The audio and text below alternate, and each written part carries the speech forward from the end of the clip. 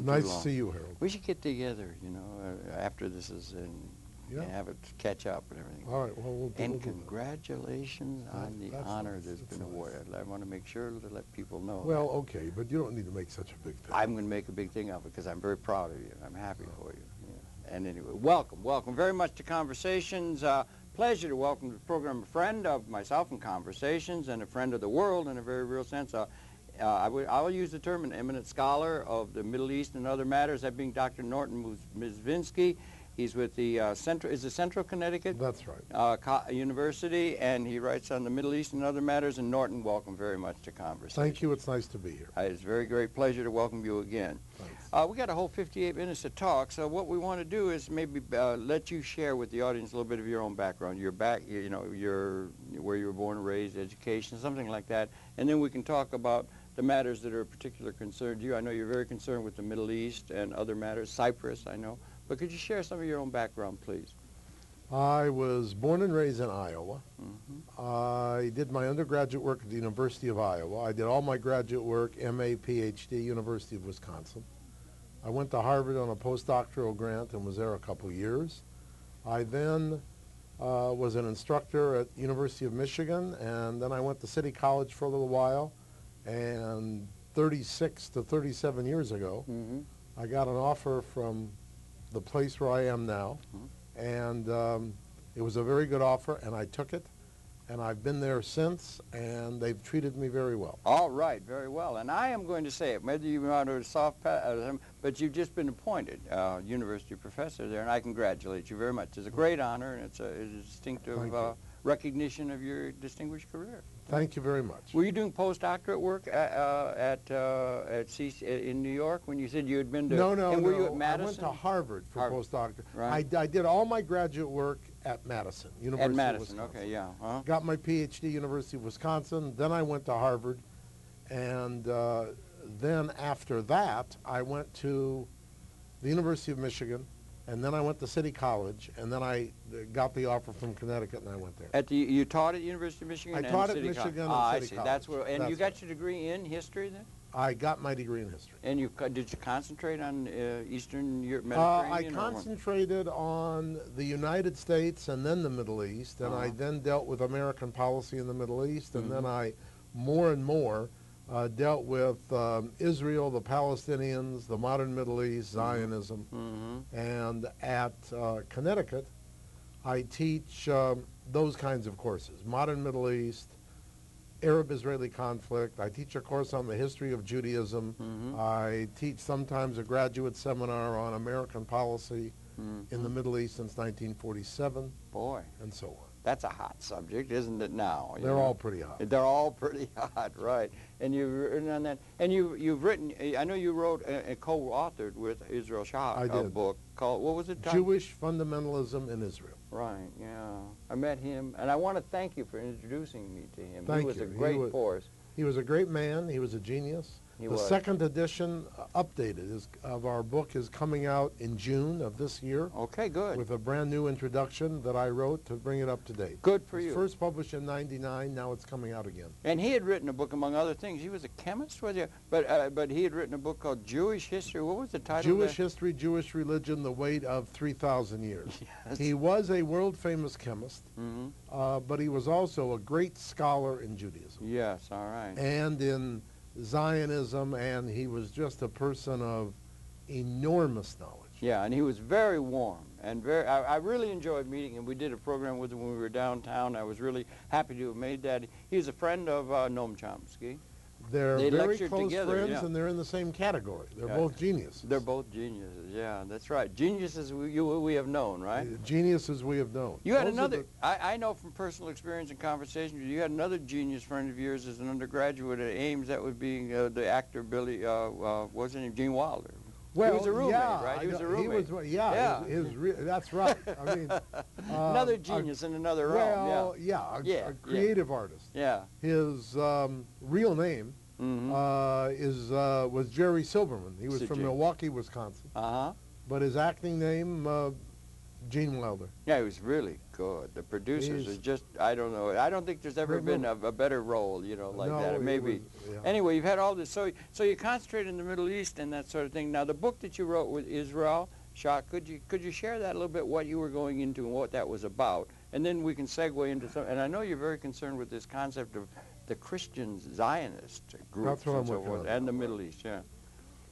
We dealt with ultra-Orthodox Jews and rabbis in Israel, who are, altogether, they're a small percentage of the Israeli Jewish population, maybe 8 to 10%, but they exert far more influence than that in a number of ways in Israeli society. There are also Jewish fundamentalists, these ultra-Orthodox Jews, in some other places. They're most important within Israel. That's what we dealt with in our book. There are various categories of them, and we emphasized that altogether they certainly constitute a threat to democracy. All right, altogether they constitute a great threat to democracy. For a whole variety of reasons. Why do you think it is that they have an inordinate influence in the Israeli society as opposed to their similar kind of groups in other societies, or do they have a unique role in terms of those ratios of orthodoxy and the societal organization? There are a number of reasons. I'll give you a couple. Okay. Israel is as you know, a multi-party, there's a multi-party political system. No one party ever gets a majority when they have an Israeli election. So the party that gets the most votes, the head of that party, must put together a coalition by which that leader gets at least 61 votes in the Israeli Knesset, because there are 120 members, so the person has to have a vote of 61. Now, to form a government? To form a government. Oh. To form it's parliamentary. It's parliamentary, and the person who is number one on the list of the party that gets the greatest number of votes is told to put the coalition together, and then that person becomes the prime minister. Right, okay. Now, there are religious parties, and the people in those parties know how to play the Israeli political game very well, and usually they will put themselves into a coalition so they can then get something for giving their votes to the party with the most votes for the coalition. That's one reason. Horse trading. That's right. Traditional political. Yes, in a nothing, way, nothing terribly unique. Nothing unique. Now, though, they play a greater role politically. Let me give you two major reasons. There are a number of others as well. If we look at the Jewish settlements in the West Bank, not so much the ones close to Jerusalem, but the ones that are further out, that are terribly important and have been since the end of the '67 war, because they divide the Palestinian population into small kinds of what we call former South African Bantustan, so they can be controlled. Most of those settlements are peopled by some of these ultra-Orthodox Jews. So they're performing and have performed since the end of the '67 war a very important political, they've performed this political task for the Israeli government and for Israeli Jews. Now what that means is, at least for a majority of Israeli Jews, now what that means is that even the greater number, far greater number, of Israeli Jews who are not religious or anti-religious still will not only give them some respect, but will give them a good many concessions and will even take some of their arguments because they're performing this major task. That the society in general agrees with? Yes, of course. The expansion Israeli Jews, Israeli Jews are divided about the settlements, but the majority has certainly supported and still supports the Jewish settlements, and these Jews play an important part in keeping those settlements as they are, and not only keeping the settlements, but dividing the Palestinian population so the Palestinian population in the West Bank can be far more easily controlled by the Israeli government and the Israeli Defense Forces, and would be the case otherwise. That's one reason. I'll give you one of the other major reasons, and that is for a lengthy time period when those ultra-Orthodox Jews who go into the armed services, as opposed to some who do not, and because they're given some religious exception, but those who go into the armed forces, usually they become some of the best, or I might say some of the most fierce Israeli soldiers, and they become members of what are called the elite units. In Israeli society, since almost all of the males and females after high school must go into the armed forces, the males for 3 years, the females for 2 years, then the males serve in the reserve until they're into their 40s. Those who serve in the elite corps gain a prestige that holds for them after they're in the armed services, and does them and their party and their group a good deal of good. Oh, that's really interesting. Like I don't know if that's like the SEALs or the people, the special forces in American, but more to the point, you say that, if I understood you, I'd like to understand it, that an inordinate number of the Orthodox Jews are the people who are doing the frontier work of the expanding the settlements in the West Bank, and if so, why do they, or what is there about the Orthodoxy that they hold to that gives them that predisposition? For them, this is land that God gave to the Jews, and therefore, all of this should be Jewish land and should be part of the state. And could that be seen by some who say that if you take the idea of a greater Israel that could be read from Scripture or something, that sort of thing, that the expansiveness of the Jewish state, of a Jewish state here being at the end time, it could include Lebanon, parts of Syria, Iraq? Yes, well, that's an additional item. In other words, there are a number of these ultra-Orthodox Jews, whom we discuss in our book, Jewish Fundamentalism in Israel, who have the concept, as you've just put, of a still greater Israel that expands, that would be more expansive than it presently is. It would include, Lebanon, Syria, Iraq. Half of Saudi Arabia, and a number of these ultra-Orthodox rabbis have atlases that they have had drawn up that clearly show this. Does that have any relevance in terms of the policy and the real politics of the country, or is it a fringe notion, or is that a real notion that is used only by people for propaganda purposes who are against, is it real? Is that a real thing? In terms of the political? It's real for these people. For the great majority of Israeli Jews, it's safe to say that's fringe. They don't really accept that. So what's even more important politically for the whole of the society in regard to the ultra-Orthodox Jews that are peopling these settlements is that if we take the West Bank, for example, well, they're very important because they're a major element in Israeli control of the West Bank. Right. Okay. Now, is there the Orthodox that represent that?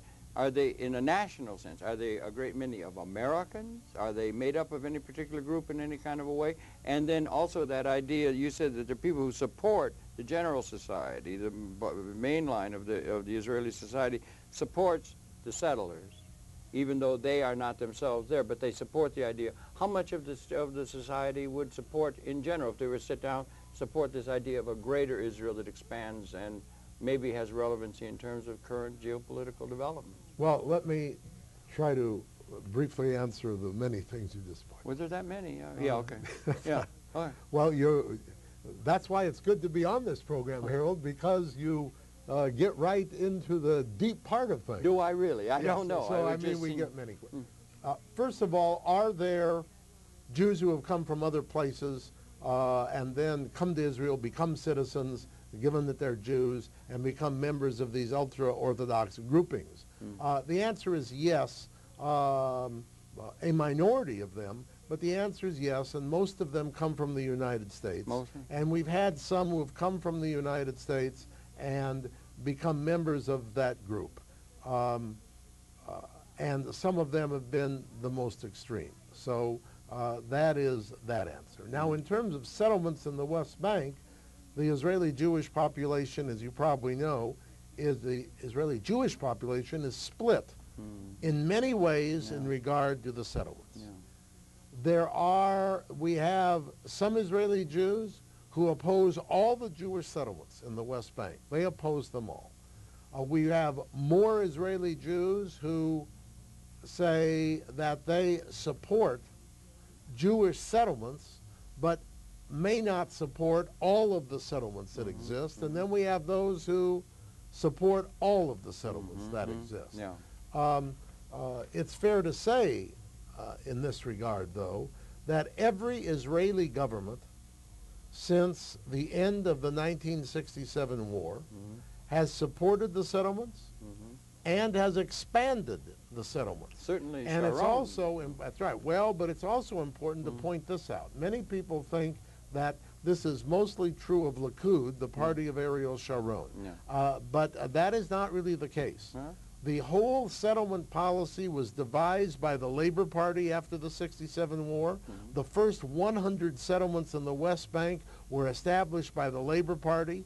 Every Labor Party has expanded those settlements. If we look as recently as the 1990s, let us say from the time of Oslo in 1993, and we then, up to Sharon, if we compare the labor governments of Yitzhak Rabin and Shimon Peres with the Likud government of Benjamin Netanyahu, and we take every area of oppression of Palestinians, including the expansion of the settlements, there was more in percentage and numbers in the labor governments than even in the Likud governments. That's a surprise now, I'm not a defender of Likud, but I'm saying that you can't divide them in terms of what they do. The language is a little different. If anything, I would say labor and labor prime ministers have been far more hypocritical. Sometimes they talk one way, but they act this way. Likud prime ministers sometimes they talk this way and act that way, but not so much. They usually talk as they act. I am an opponent of both in terms of the settlements, but I'm saying that, well, I suppose I have a bit less respect for the hypocrites than I do for the others. I see. Well, that's interesting. I hadn't realized that. I just associated it with the Likud, you know. But now, that's in terms of that's further expansion beyond the West Bank and Gaza, as I said before, there are very few Israeli politicians in both parties who really are now or have been recently in favor of that. Although it's fair to say that Cherut, which is a major element still, and was a major element in the setup of the Likud party, they still have a kind of constitution that does call for greater expansion in other areas, but it's no more realistic to say that that's really what Likud follows than it would be to say that it's fair to, it would no more fair to say that the Palestinian leadership follows what was there for so long in the Palestinian National Charter. They both should have gotten rid of the stipulations, but, well, it's one thing to have a stipulation, it's another thing to have it so that it's meaningful. And that would be a faction within Likud, then, in a certain sense. But a very small. And I wonder. The ultra-Orthodox Jews, a number of them are in favor of this because, as far as they're concerned, God gave it to us, and God's word is that we should have it. That's part of a fundamentalist kind of religious thing, and right. we want to get around to fundamentalist Christians and that sort of thing, and supporting that, John, Revelations, all that sort of thing. But I wonder, one little sidebar, perhaps, although somebody is, if you go to ultra-Orthodox, if you go to the ultra-Orthodox and you got these Hasid, and you get to the thing where you get the Natura Carta, and you've got people who are ultra-Orthodox, and yet they are the strong, and they have the position that was held by many of the Orthodox Jews toward Zionism as a proposition in a broad sense, saying that it was, if I'm not mistaken, maybe you can set me straight, whether it's relevant or not, that the idea itself of Zionism, the transition to Zionism, a nation state and so forth, was a blasphemy. By reading the Torah in an Orthodox sense, they're saying there's no way that that can take place other than in a world of justice and so forth, by reading the Torah, and that it was a blasphemy for the establishment of the state from the beginning, and they're the strongest opponents. And there were many Orthodox rabbis through the history of the century that were taking that position, and they came around. But could you set me straight, and is the Natura Carta or the Satmar and the people that are opposed on religious grounds that this end-time establishment of Israel has to be done with the Moshiach or with the end time relevant? All right. The history of this is as follows.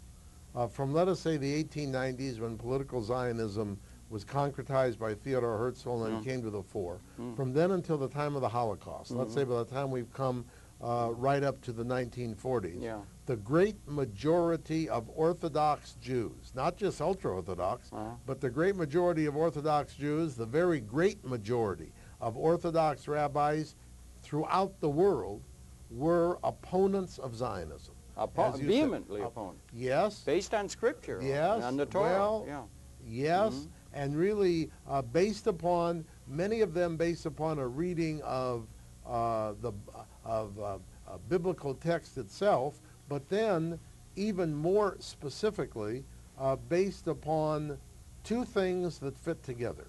One, the dictate of one of the greatest of the Jewish sages in traditional Judaism, Rabbi Akiva, who after something called the Bar Kokhba revolt against the Romans, 135 to 136 of the Common Era, he then came out with this dictate that was believed to be as close to ex cathedra, if I cite a Roman Catholic analogy as we can get in Judaism. Right. He said that Jews would not have a Jewish state again until, as you said, the Messiah comes. The Mashiach. He also, the Mashiach, which means the Messiah. He also said that it would be a sin for Jews to try in this world to establish the state before the Messiah came. We then have in the Talmud itself, which is the authoritative explanation of the Bible insofar as traditional Judaism is concerned, we then have derived from that 3 oaths that Orthodox Jews had to say and follow, which reiterated what Rabbi Akiva said. So, on that basis primarily, Orthodox Judaism, except for one exception, which I'll mention in a moment, during all this time period until the Holocaust, Orthodox Judaism was indeed an opponent of Zionism, and some of the Orthodox rabbis were virulent opponents. Right. Virulent opponents. What about the secular Jews? Well, wait. Let me finish. All right, sorry. By all means. Now, there was the exceptional group were people who were called religious Zionists. They were a minority, a striking minority. They did not, as they would not, they did not say Rabbi Akiva was wrong, but their interpretation was we had entered into the Messianic era. And since we had entered into the Messianic era, then it was perfectly legitimate. In fact, they said there was a dictate that Jews should indeed try to have their own state. But they were in a striking minority, and they had another problem to face, and that problem was the great majority of Zionist leaders, the great majority, were secular. And some of them were avowed atheists. And so the question was, how could they be our leaders if we're going according to God's word? And where's the Mashiach? Well, yes, but the answer of the religious Zionists is an answer that we get from many religious people in many faiths, much of the time, when there is a question that cannot be answered rationally, and the answer is, we human beings cannot understand God's way. Right. That's been there since Cro-Magnon caves, probably. All right. Well, there it is. I mean, so that now it changed. The Holocaust changed that. Sure, it changed everything. But there are two things to be said. One, a good many of the Orthodox Jews who were they and or the ones before them in their same groupings who were anti-Zionist, they now didn't say they were Zionists. They said they changed the word anti to non. They said they were non-Zionists, but then the ones who were in Palestine that became Israel, they became part of the state because their view was, and their view has continued to be, the state came into existence, and for us to protect our groups, and especially to protect our own education, we need to be members of the state and work within the state. So that's what they've done. And then, rather amazingly, I would say, they have become some of the ones who have been the most fierce in opposing Palestinians and non-Jews. Now we have had, the other point to be made is, and you made it when you mentioned the Torah Carta, we have had and still have another group, and that group are those Orthodox Jews who didn't change, who remain consistent, have remained anti-Zionist, the ones who live vehemently, the ones who live in Israel. They have refused to become citizens per se. They have refused to take Israeli passports. They're given travel papers, which they can use just as well as Israeli passports. And you're right, they are virulent, and there are times that not only in Israel, but if we just go down here a little bit to the UN, every year at some point, burning the Israeli flag. There will be demonstrations in front of the United Nations, and there will be these very ultra-Orthodox Jews, Hasidic Jews, dressed in their black dress, with their earlocks, with their beards, and they not only will burn an Israeli flag, they will have the most extreme signs up. Zionism equals Nazism. Zionism equals Nazism. The Prime Minister of Israel is like Adolf Hitler was, and so on.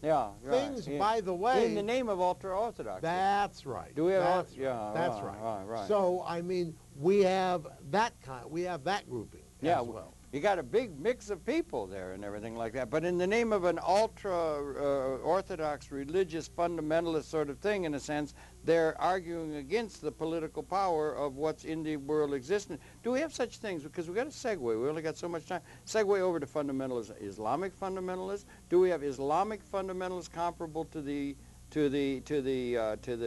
Torah Carta, that will take exception to what is being done politically in the name of Islam by certain radical elements or something that's going on? And then we do want to not lose track of the fact that you've written a paper recently on Christian Zionists, I'm doing a big book which is a big book. So these are some of the things we've got to start segueing over into if we can, you know.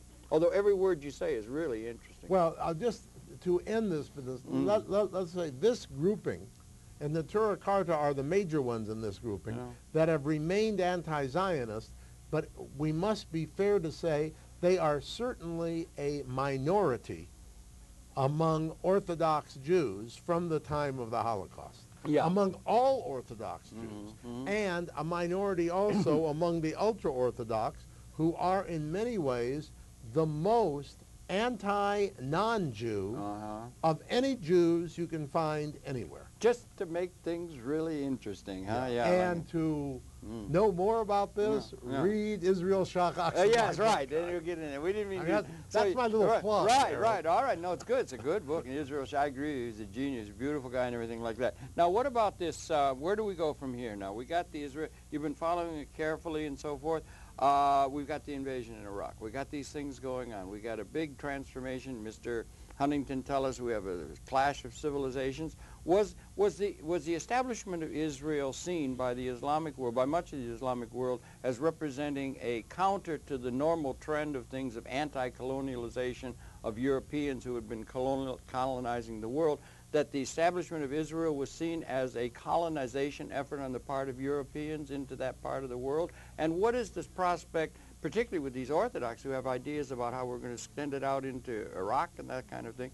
What is the state of things as far as our involvement in Iraq and the possibility of there being a clash of civilizations based upon that part of the world? And how does the Israeli situation tie in to the overall Middle Eastern thing involving Iraq that is so much in the news now? Can you put some of those things together? I said before, Harold, you have all these very good questions. We need maybe 25 sessions. And then I have one other. What's the meaning of life? Maybe you could... No. No, go ahead. You deal with some of those things you understand that we're talking about. We want to get over to the Christian Zionists, too. I'll try to be as Please. brief as possible. We have in this world, as you know, 1.3 billion Muslims. Yeah. 1.3 billion Muslims. Right. That means by definition, and then we know it's a fact, that we have many different points of view among Muslims about Islam, about the world, the Islamic world and the non-Islamic world, and so on. Just as we have many different points of view among Christians, and just as we have many different points of view among Jews, which, by the way, if we contrast the numbers, the estimates of Jews in this world, those estimates vary between 14 to 16 million, as opposed to 1.3 billion Muslims with 1,000 million and a billion. All right, now. So all of this means that in terms of what you were pointing to, in terms of Muslims, we have many, many different points of view. Certainly there are Muslims, and certainly there are philosophies of Islam and theological frameworks within Islam that view Israel as a Western colonial movement that is an outgrowth from other colonial movements, that view Israel and view the United States, we'll say, in the most negative ways, fully and totally in this regard. Then we have other interpretations and other Muslims who are far different in their views. With Arabs, and we also have to understand that if we have 1.3 billion Muslims in the world, but certainly, as opposed to what many people think, only a striking minority of the Muslims. Yeah, let's say there are differing numbers, but let's say there are 200 million or 220 million Arabs in the Middle East, of which we'll say maybe 88% of them are Muslims. That means that it certainly may not even be 20%. Yeah, right. I mean, there are more Muslims in Indonesia. Muslims, more Arabs in Indonesia than in any country in the world, and Pakistan, so on. And Pakistan. India, for that matter. 150 million in India. Yeah. That's right. That's right. So, if we take Arabs, we can say that with just a few exceptions, there has been and is unified antagonism and opposition to the creation of the kind of state that Israel is. Israel is a Zionist state, which means it's an exclusivist Zionist state that grants rights and privileges by law to Jews, not granted to non-Jews. So it's not difficult to understand that first the indigenous Palestinian population, which has been most oppressed, but then extending out from that, the Arab population in the Middle East is going to be antagonistic to that state.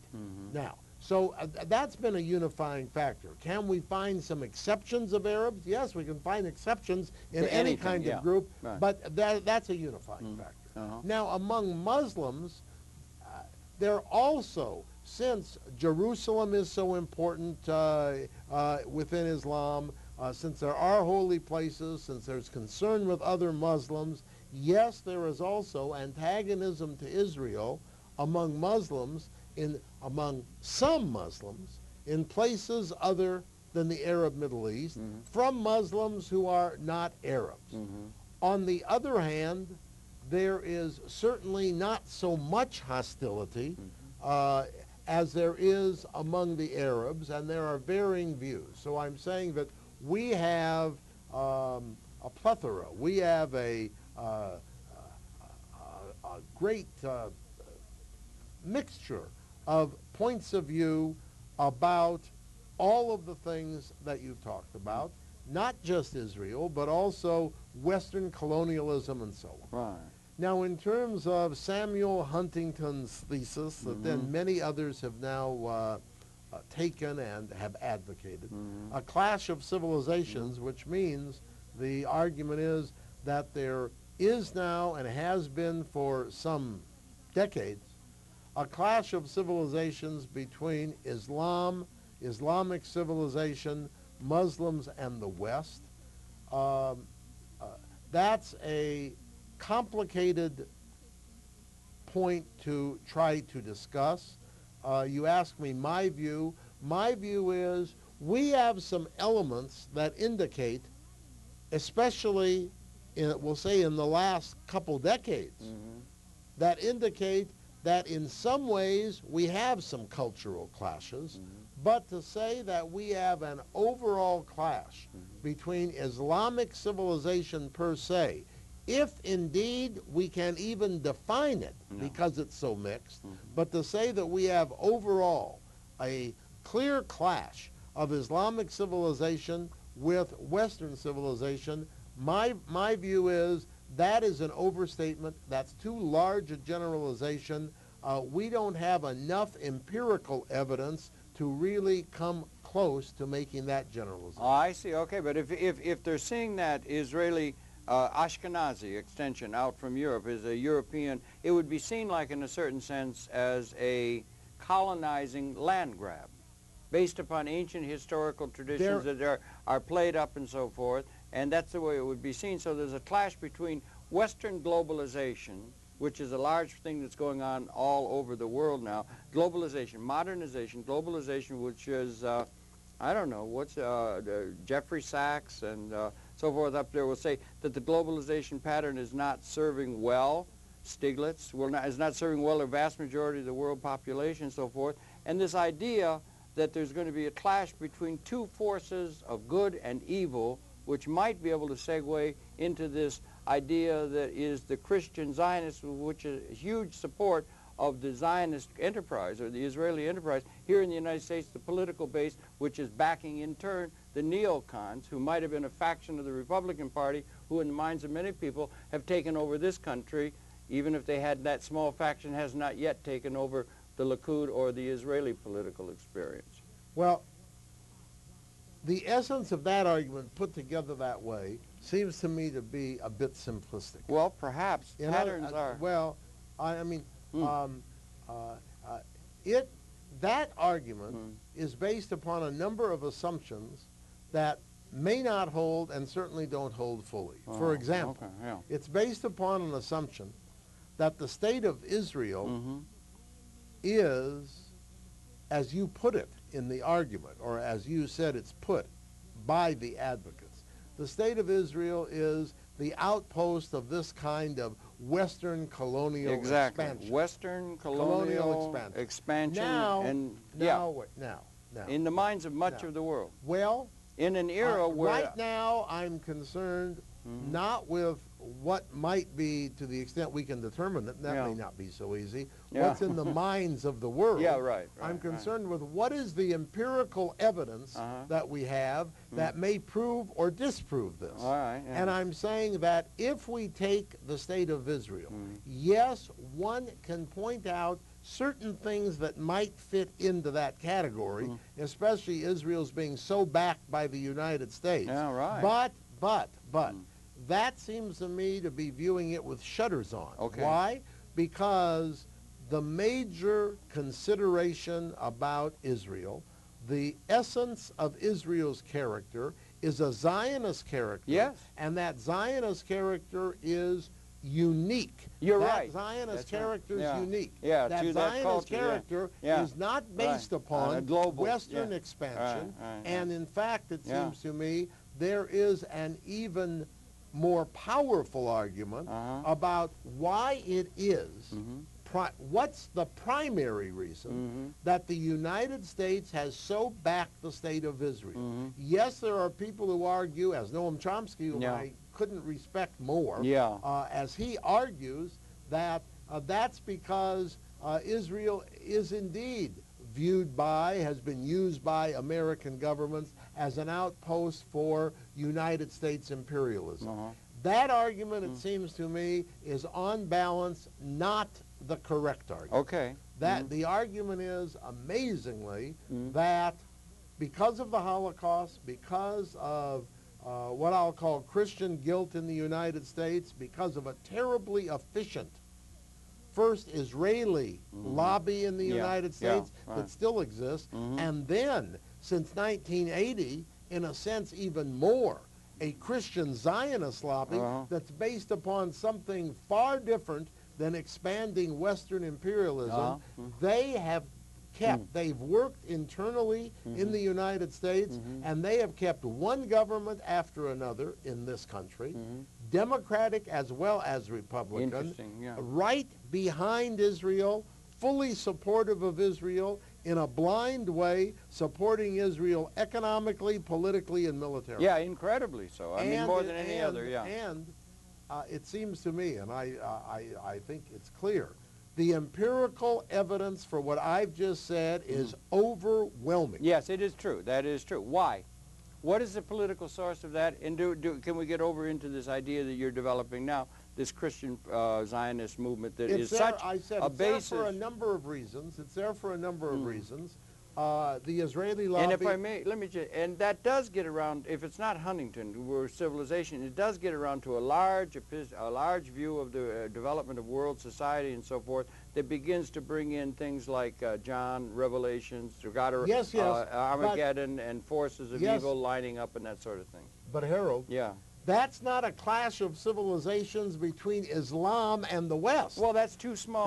That's too short. It's not that. I know. We're talking about something quite different. Cosmic, Well, in their view. Well, we're talking about something that is Christian. Yeah. And we're talking here, if we're talking about the essence, the first essence of Zionism, which is an absolute theory of anti-Semitism, the major point made there is the Holocaust, and the Holocaust did not occur in the Islamic world. No. Muslims didn't, they're not the ones who came up with the Holocaust. It occurred in Christian Europe. That's right. So, absolutely. All right. So what's the logic? Where's the logic? That's one of the reasons. That's been played upon very well by the Israeli lobby, who have used the argument that if you're a politician, if you're a minister, if you're some other kind of leader, if you don't back support for Israel fully and totally,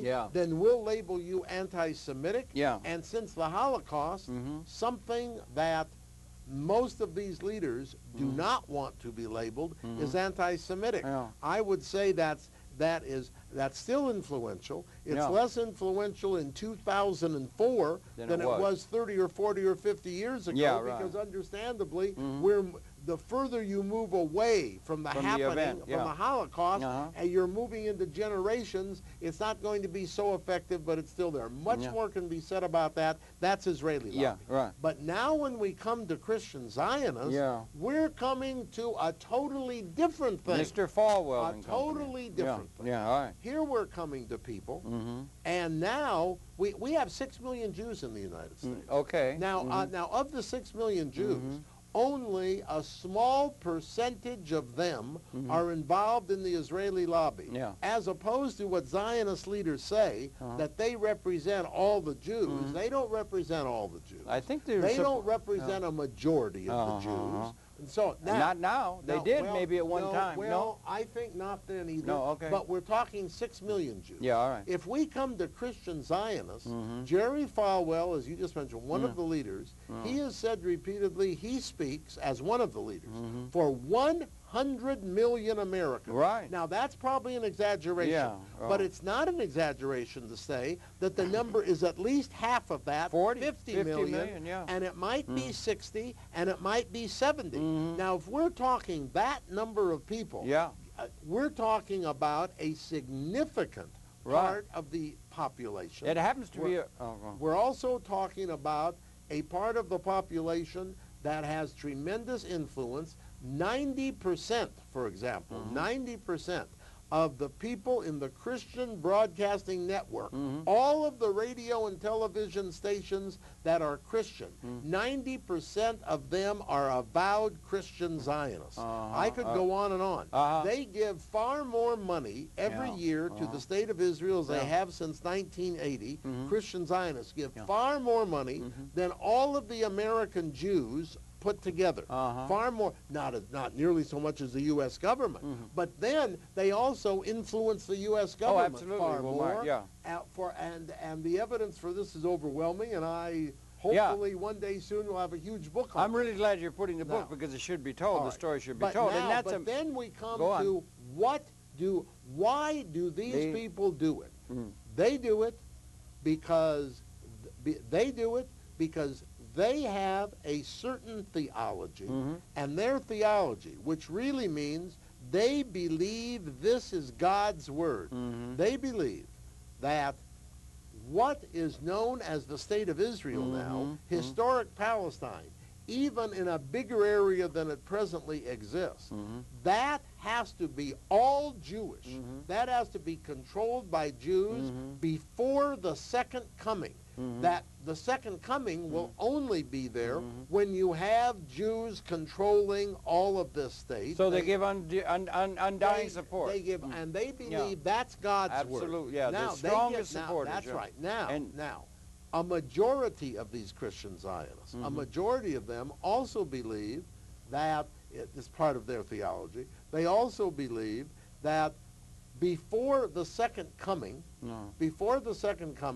there will be a number of events that I don't have time to go into. No, I know, the rapture. One of the rapture, but then there will be the Antichrist, and people will follow the Antichrist, and then we'll have Armageddon, and there will be a destruction of these people, and then Jesus will come. Now, in terms of Jews, a majority of the Christian Zionists, not all, and I'll mention the exception in a minute, but most of them also believe that, well, yes, Jews need to have all this land, but when the Messiah comes, they take this from the book of John, only 144,000 Jews will follow Jesus, and all the rest will be killed because they will have followed and still will be following the Antichrist. So let me put that in context. Right now, we have 5.2 million Jews in the state of Israel. 5.2 million. Yeah, we got 6 million here. Indeed, well, all right, but in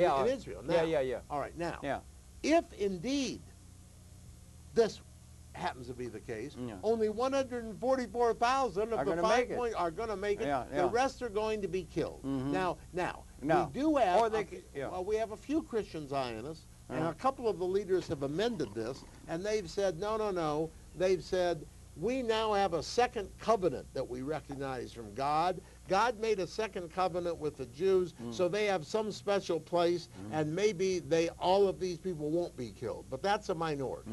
Now, if you take that theology, which I have put in a sense too briefly, but that's the essence of it. Yeah, right. If we take that, then we can say that Christian Zionists and Israeli Jews are very strange bedfellows. Now, Ariel Sharon, for example, many times, including just 2 years ago and then last year as well, at a big gathering of Christian Zionists while he was prime minister, he said to them, and he meant it, he said, you are our best friends in the world. Yeah, I saw that. And there are tens of articles that have appeared in the Israeli Hebrew press very recently that say these people are far more important to us than American Jews, which is probably true, and they're arm in arm, even ultra-Orthodox Jews who literally hate non-Jews are arm in arm with them. So let me put it this way. When I was in Israel last summer, I went to people I know in the Sharon government very well, and I said to them, listen,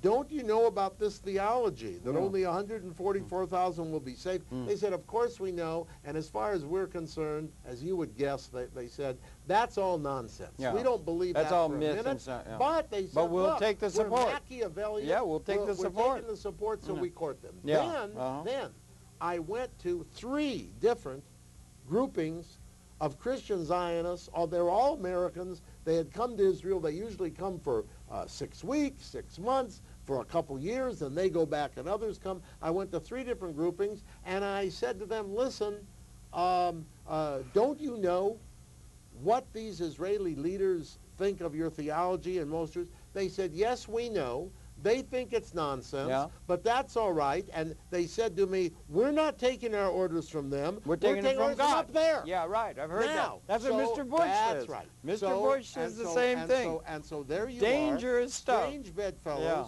But listen, these Christian Zionists, they are acting for theological reasons. They believe they have God's word. Yeah. They are Christians. They aren't Muslims. This is no clash of civilization between Islam and the West. They're operating for far different reasons. There you are. Yeah, right. That's a great thing. But it still is a big clash between good and evil in their view. It's a clash between good and evil. And in a certain sense, if you take all these fundamentalist things, everybody's thinking they've got God. God is on our side. And they've got that kind of a godly kind of thing that gives that orthodox thing such presence. And that Christian Zionist, that's the major support, if I may, of Mr. Bush and the neocons in this country. He's one of them himself. He became a born-again Christian, and of this ilk the when he was neocons. 39. Yes, to bring it back into geopolitical realities. But this thing is right. This is the situation that Howard, many people believe, I'm one, and I think you probably are too. Many people believe that those people who believe that they have the Word of God, the Word of God in what they're doing, there is at least a potential danger there. Oh, yeah. And the potential danger is often a realistic danger. I have a very good Israeli friend, for example, who is one of the top Israeli academics, who happens to be an avowed atheist. He's a proud Israeli Jew. He's an avowed atheist. He always says to me and to others in a half-joking manner, but it's only half a joke. Yeah, right. He said, there's only one prayer that I ever utter. Now, he doesn't believe in God, but he said, my prayer is, please, God, save me from the religion. Right. Well, all right. I mean that rather. All right. And then can you take it? Can you take that over the religion? Any fundamentalist? I mean, can you take it over into the idea of a fundamentalist notion of things like we have? Maybe it's getting political and so forth. But some of these people, these neocon people that are doing, they have a fundamentalist. No, Francis Fukuyama wrote a book. You're a historian. He wrote a book. He said the end of history.